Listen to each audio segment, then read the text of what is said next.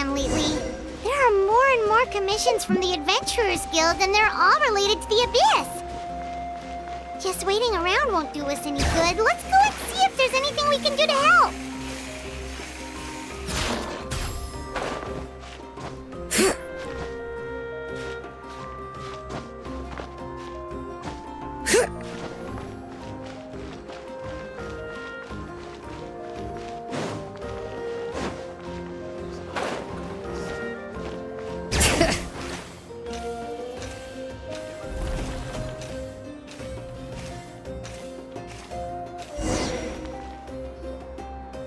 I see. Thank you so much. The Adventurers Guild has been overwhelmed these days. No worries at all. We've always valued the strength of adventurers. Given the current situation, it's vital that we all work together. Since we're facing the same enemies, I'll send you the intel we've collected on the Abyss so far. Then we can take a look at how to coordinate our efforts. All right. Thank you so much. Hi, Catherine. It's us. Got any new commissions? You two have come just in time. I've got some good news. The Pyro Archon has finished assembling her forces and stationed them all across Natlan. Given how the Abyss has ramped up its activities lately, we can no longer afford to act only after receiving news of an invasion. So the Pyro Archon suggested that the Scions of the Canopy and the Adventurers Guild focus on collecting and disseminating intel. That way, we can stay informed of everything that's happening across the land. Once we receive word of enemy activity, we can notify the nearest camp and the stationed forces can take immediate action. Yes, precisely. This should also allow us to focus on gathering information, rather than running around and trying to tackle everything at once. So please also take a chance to relax, you two. You've been working hard these days, and this will be a good opportunity for some well-deserved rest. So that's the plan. Whew, we can finally stop and take a break. Paimon knows that. It's not like Paimon just wanted to lay here and do nothing. The movements of the Abyss are always unpredictable. There have also been times when it suddenly became more active in the past. The people here generally see it as something like an acute natural disaster. Once the disaster is over, everyone will return to their normal lives. We just all hope that day will be sooner rather than later. Oh, right. Most people have no idea just how bad the situation has gotten in the Night Kingdom.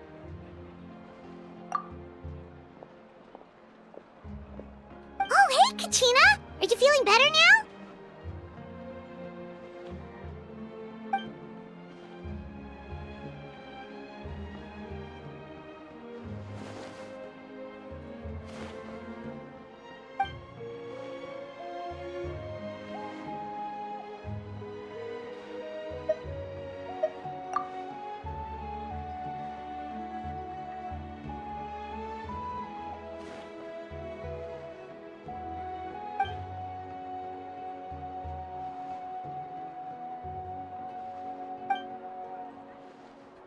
Wow! So we'll finally get to meet Shilonen, the legendary forger of ancient names! Paimon still can't believe anyone could forge those things.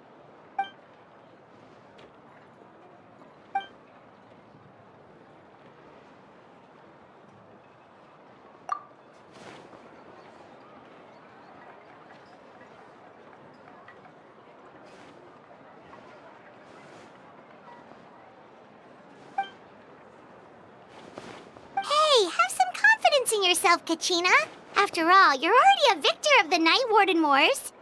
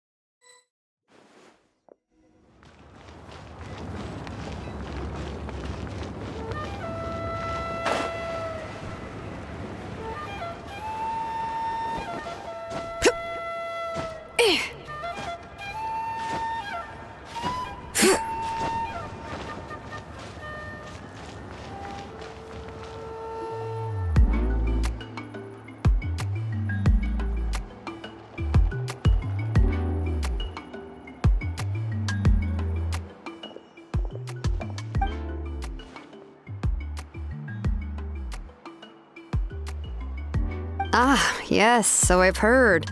So young, and yet you've already got quite the reputation. Wait, are you Outlanders? Yep, we're travelers who just arrived in Natland not too long ago. No, I mean, I was aware that you're travelers. It's just no one told me that you're Outlanders. No, the only thing she said is that a new hero had pledged himself to the plan. But we'd need to forge an ancient name to ensure he'd be able to return safe and sound. And she did mention that it would be quite difficult to forge an ancient name for them, but at the time, I thought she was just commenting on my skills. But I seem to understand where the true difficulty lies now. Oh, I wouldn't go that far. I'm used to it, really. I just need a moment to process things. The Pyro Archon's requests are always difficult to fulfill, and we used to argue a lot. Honestly, it's probably for the better that she didn't bring this up at the time. Anyway, I can't argue with her if she isn't here, and it'd be pointless to take my anger out on someone else. But, just because I understand her rationale doesn't make me any less upset. After all, she must have known that forging an ancient name for an Outlander is an impossible task. It's impossible? As you probably know, an ancient name is a symbol of a hero's spirit and glory, which grows even richer and heavier as generations of successors inherit it. We forge ancient names by engraving the heroic deeds of an individual who will become the first hero of that particular name.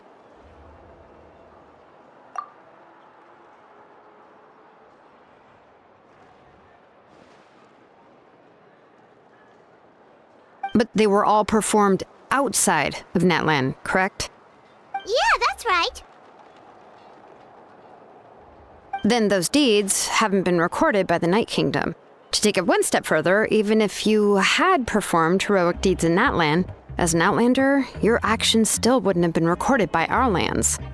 Only memories and experiences that have been acknowledged by the Wyab can be used as a basis for an ancient name. Even the greatest of craftsmen cannot create something out of thin air, you know. That's just how it is. Seems the Wyab don't want just anyone to get a name, huh? Mawika, of all people, should know better than anyone, yet she's still entrusted the task of forging the ancient name to me. Oh, Paimon gets it. Nobody's happy being asked to do the impossible.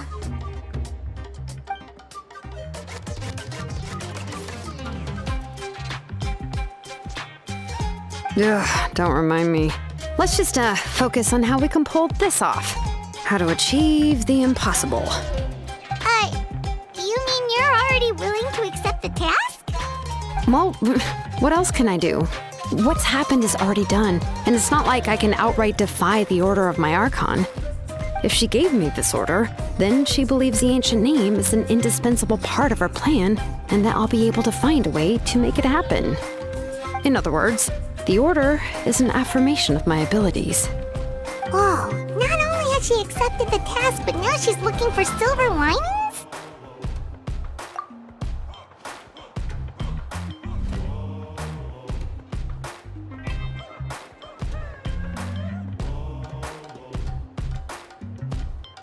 The key is getting the Wyab to somehow acknowledge the traveler's existence and record his heroic deeds. We heard the voice of a Wyab when we were in the Night Kingdom before. We even had a whole conversation with her. If we can talk to her again, maybe we can figure something out together. Well, every tribe has their own Wyab. How do we know if the one you met is indeed the best one for us to talk to? Plus, considering the unprecedented nature of this situation, I have a feeling that the acknowledgement of one Wyab alone would probably not be enough. I don't know. That requires a level of knowledge that I do not possess. We need to find a consultant who's an expert on all things Night Kingdom and Wyab. The first person who comes to mind is Seatlali at the Masters of the Nightwind, the one we call Granny Eatstali. Oh, we've heard that name before. We used her spirit speaker stone to find Kachina's ancient name. A person who can make something like that must be pretty impressive. I'm sure she'd be able to help. Still, she's older now and quite eccentric. It's hard to even book a meeting with her, given that she's constantly holed up in her room and doesn't like to be disturbed. I've heard that to get her help, you have to be extremely patient with her and know how to keep her spirit up. I hate to break it to you, but... Huh. Why is that? I mean, didn't she already help you before? And you even managed to save Kachina. Well, yeah. At the cost of her spirit speaker stone being split into two.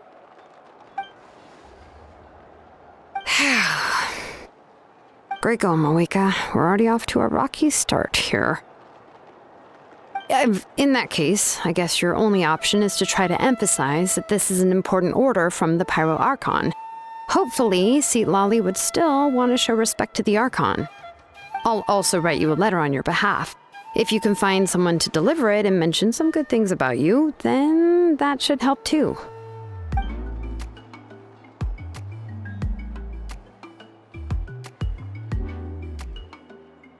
Paimon sure hopes a Hal won't interrupt when he's talking, though. All right, Kanich is a seasoned negotiator. I trust that he'll know the best things to say. Please just give me a moment to write the letter, and we can meet up near the Statue of the Seven later. Sounds good. We'll take a stroll in the meantime.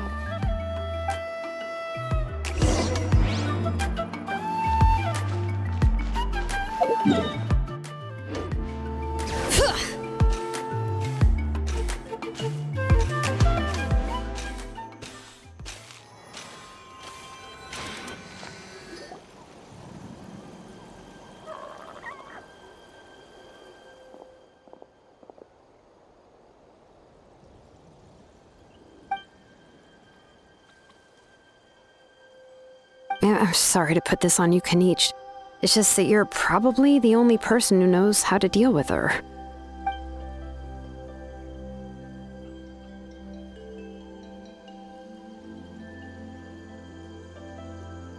Oh, wait, so Kachina and the Traveler also know about the plan?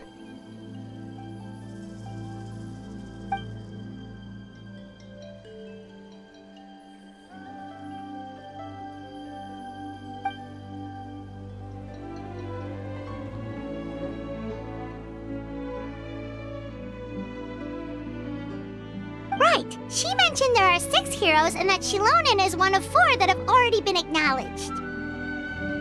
Oh, well, then I suppose there's no need to keep any secrets between us. Having companions walk by your side is perhaps the best solace when facing such a bleak reality.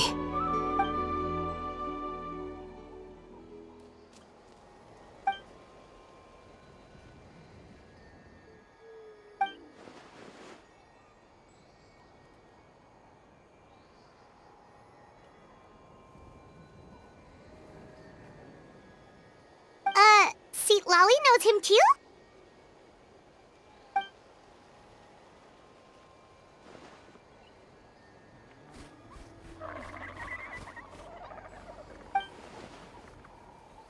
Given how the Masters of the Nightwind love to babble about dreams and revelations, they're already a pretty strange bunch to most. I've never met Auroran, but if they consider him the odd one, he's got to be pretty far out there.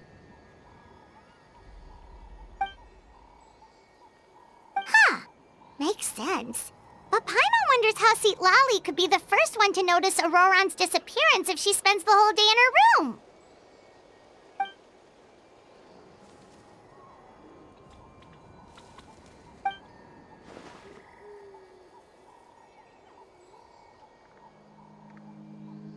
Huh, so if I'm following, you mean we'll help her investigate Auroran and the captain's whereabouts?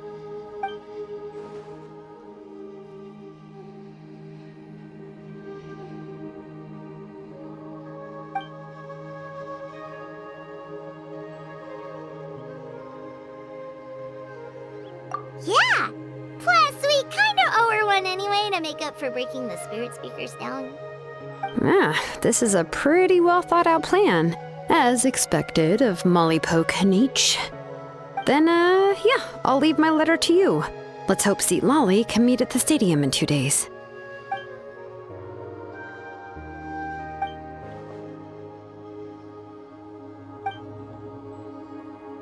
Okay, then let's part ways for now. I'll see you in a couple of days.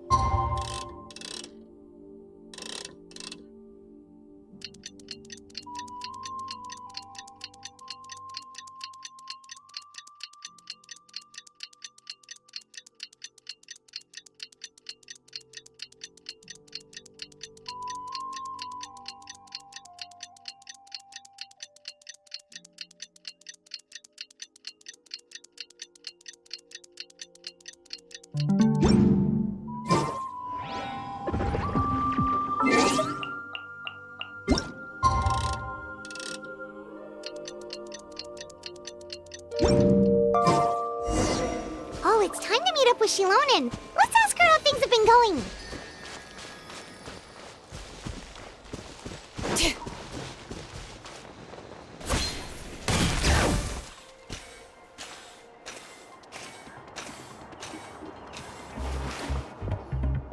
Hey, Shilonen, how's everything going?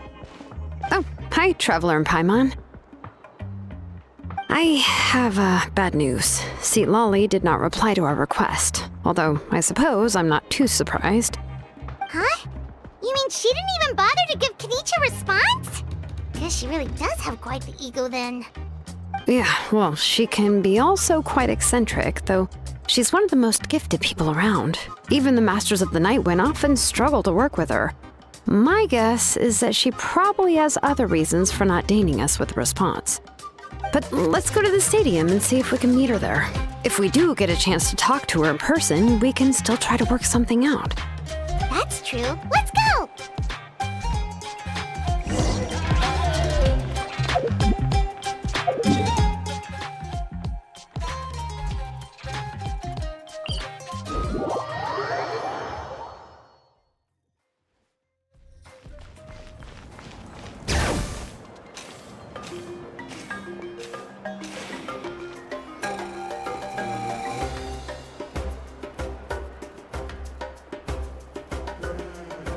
Paimon doesn't see anybody. Seems she's just not gonna show up, huh?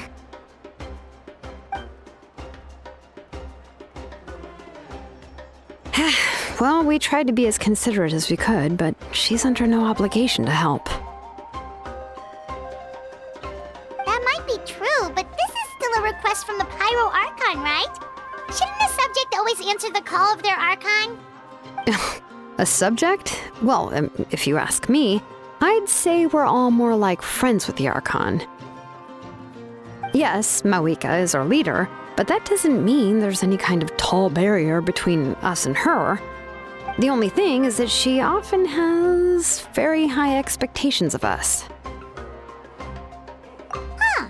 So even though she's super powerful, it sounds like she's actually pretty down to earth and easy to get along with. Unlike that old hag Granny Eatstily, right? Does she think she can ignore us just because she's famous? You all talk about her like she's some kind of huge deal, but she didn't even bother to reply to our letter!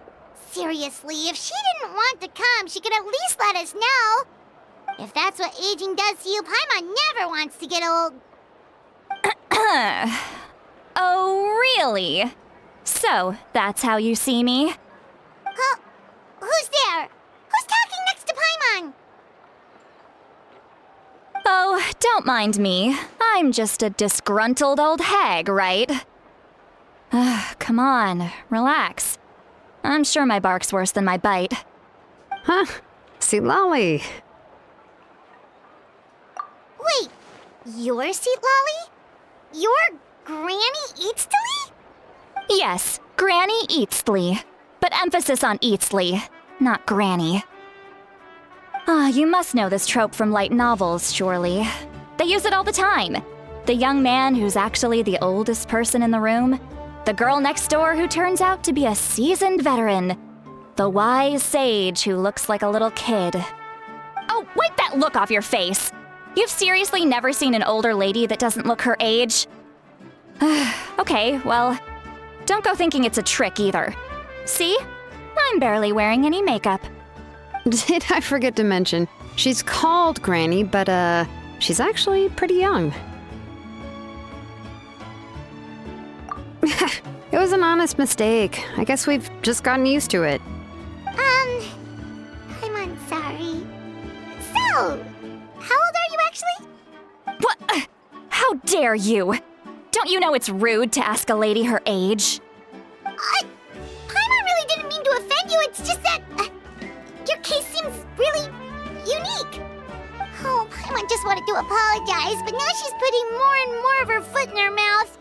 Really, Paimon just got a little mad since we thought, well, you were gonna leave us out to dry. It was my idea to invite you here, Seat Lolly. So if you're upset, you can just take it out on me. All right. I was only joking. I didn't mean to chastise anyone.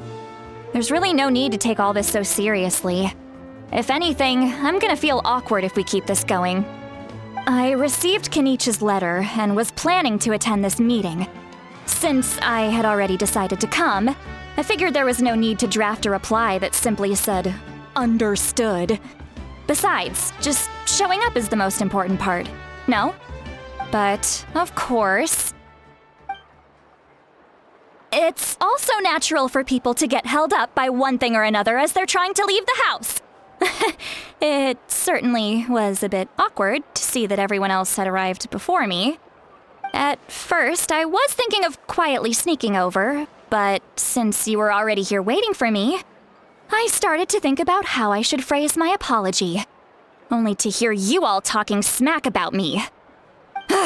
Anyway, that's the whole story. Honestly, it's not like I owed you an explanation anyway.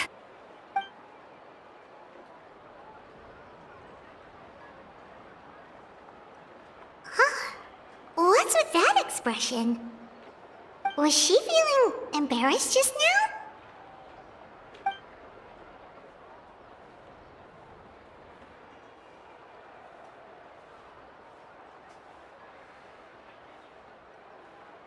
When the Masters of the Night Wind say they struggle dealing with her, I wonder if the feeling is mutual. She seems to be pretty awkward herself. Everything she does and says seems a little forced. Anyway, Shilonen, I heard that you require my help in crafting an ancient name. Correct. The situation isn't like anything we've handled before. Let me explain. I see. So Mawika has asked you to forge an ancient name for an Outlander. Well, that would be a first. And you've also heard all about Auroron. I must say, he's always been a good kid. I can't see him joining the Fatui of his own volition. He must have been coerced somehow.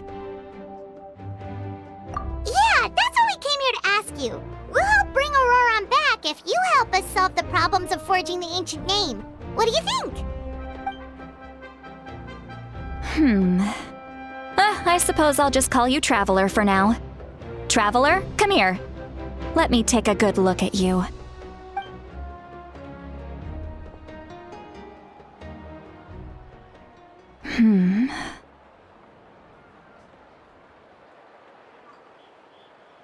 Wealth leads to unending conflicts between people. Yet you alone transcend the value of gold. Baleful thunder and wrathful waves bring terror to mortal hearts. Yet again and again, you've braved them to find new worlds. A weary yet free soul, even the most verdant leaf in the forest will pray for your happiness and safe passage. Those are all the things that I could see in you. You've experienced far more than even most mortals could dream of.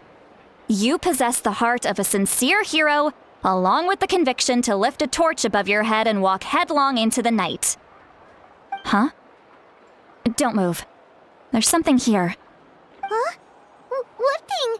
Don't scare your Paimon. Is the traveler gonna be okay? Shoo! That should do it.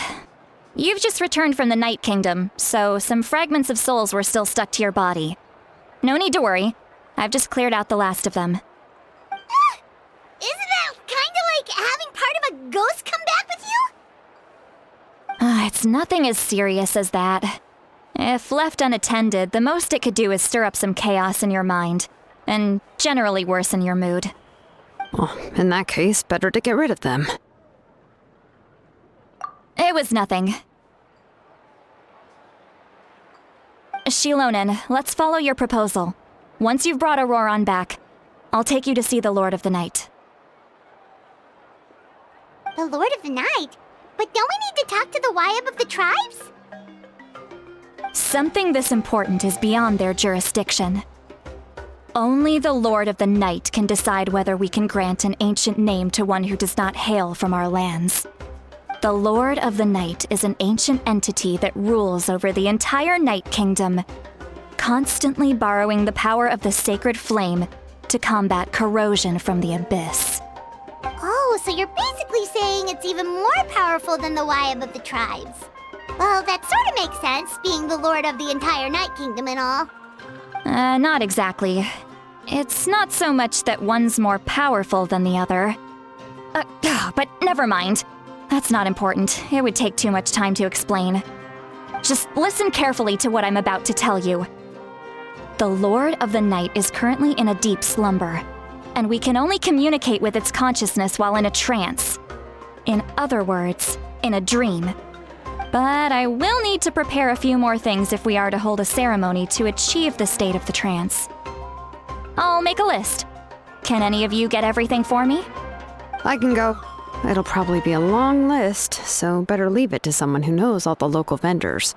Sounds good. Then we'll go with St. Lolly to track down Auroron.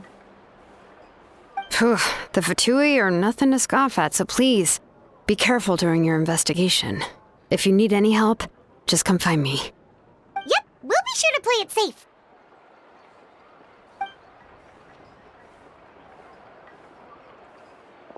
All right, now it's time for us to catch that brat and bring him back. I'm sorry I made you wait earlier. It was actually because I decided to swing by Auroron's place to look for clues. He has always lived alone, and I found a broken jar in his house. There was also something off about his phlogiston aphids, which I assume is because their keeper has been gone for quite some time. And interestingly enough, I saw some slash marks in the house that did not match any of our local weapons. My guess is they were left by Snezhnayan arms. Oh, sounds like the Fatui broke into his house and took him hostage. But why would they kidnap a kid who just spends his days living in the country and raising aphids? He's only in his 20s. What would they want with him? That's not to say that I believe he's totally innocent, of course. Since he's the only one who was kidnapped out of everyone in Natlan, he must have done something to attract their attention. In any case, we'll get to the bottom of this once we manage to get him back here. I'm truly sorry to put you two through all this trouble with me. But please help me get him back. You can count on us! All right, then let's start by heading to where Auroron was seen last.